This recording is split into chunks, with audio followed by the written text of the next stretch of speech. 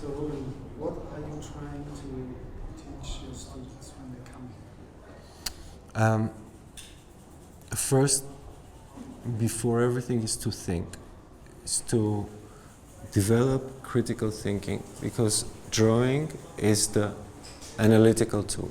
It's not a tool of copying what you're seeing, but it's trying to understand what you're seeing. Without that, it's futile to do it. It gives you nothing. So, because they come usually very unprepared, they don't have an artistic background. You know, there's some kids are just from villages and they come here to study art because they were talented when they were children. And maybe they have a future in arts, I don't know. Time will show. But they don't have the necessary aesthetic background. And normally they come with an assumption that they need to copy the object. But copying is never right, because you're not a photo camera. Photo camera copies it. But when you draw it, you need to understand it. So that's the first thing that they try to teach them. So what is the challenge with this new generation of upcoming students for you as a teacher? It's a different generation. We grew up in the digital age. Right? Yeah. The most difficult thing is to help them focus on what they're doing, because a lot of the time I can see that their body is here, but mentally they're absent, and it looks like all the circumstances around the study process are just made so they won't work, they won't learn. Everything is distraction. Their phones is a distraction. I even tell them to never listen to music while they're drawing, because it still distracts them from the trying to understand what they're doing. So if I see them listening to music while they draw, I tell them, take it off, don't do that. I mean, this is not leisure. This is study. It's very different. They lack discipline. It's difficult for them to focus even when they are in class. And another thing is that they don't believe in words anymore.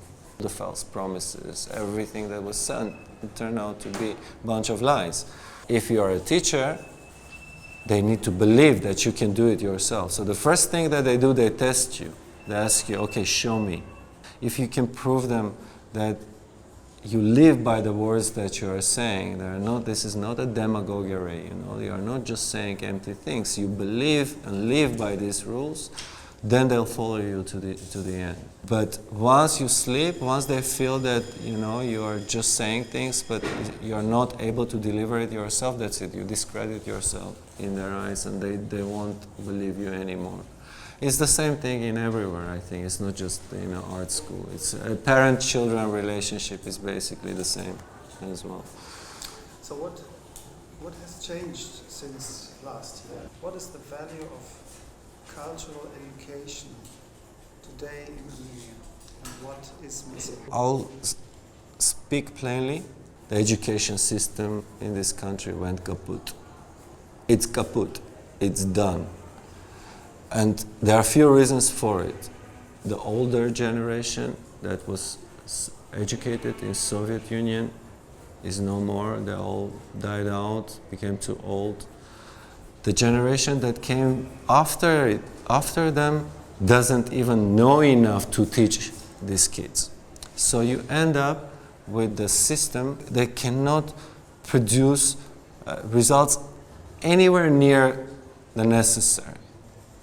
Now, specifically in terms of culture and art education, we have even a bigger problem, because if you are not successful artist yourself, what can you teach these kids, right? So you need to be successful yourself, and you need to achieve something in your art for you to teach others.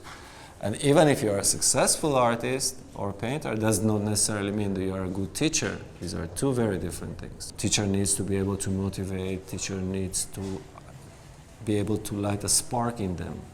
If you are demotivated yourself, you're paid this much, you know, you come and go. You need to be a teacher by calling. It's a calling. It's not a job. If it's a job, you better not do it.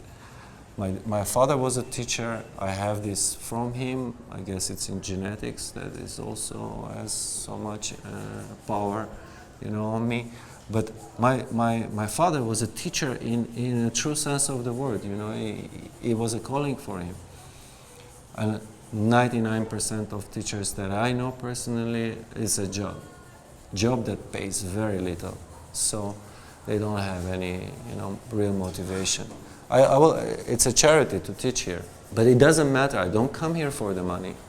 I come here because I know I can teach them what I know. And if I fail to do that, then this knowledge dies with me. It's critical for me to pass this on. That's why I'm here. So what has to be done now with the new Premier Minister, new system? What is still missing? What do you wish? Or what has to be done in order to translate the traditions into the modern times? We need to go back to the roots. Before everything, the contribution of Armenians to the world culture is immense. A tiny country like that gave so much to the world culture on that level. So we need to go back to the roots. We need to restore our tradition, our cultural tradition that has been interrupted for 30 years, because 30 years these people were just trying to survive. Now it's time to stop surviving and start living.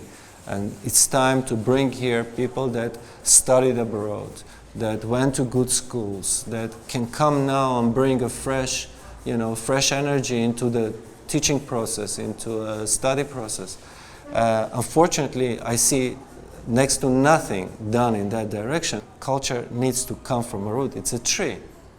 That tree, unfortunately, has been so dried up, so damaged over the past 3 decades that today it's almost sometimes feels like it's impossible to revive it.